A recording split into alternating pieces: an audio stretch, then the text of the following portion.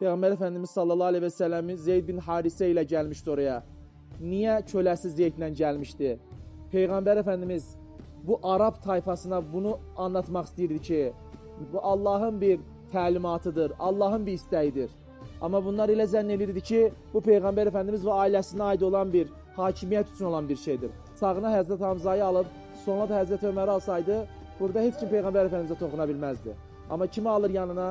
Zeyd bin Harisə radiyallahu anh. Azadlıq köləsi olan onu alır ki, yəni mən buraya sizlə dava etməyə gəlmədim.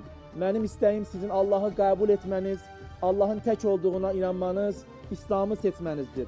Peyğəmbər Efendimizi ta 3 kilometrə yaxın sağlı sollu uşaqlar Peyğəmbər Efendimizi daşlaya dəhşətdir, həqiqətən oradan çıxardılar.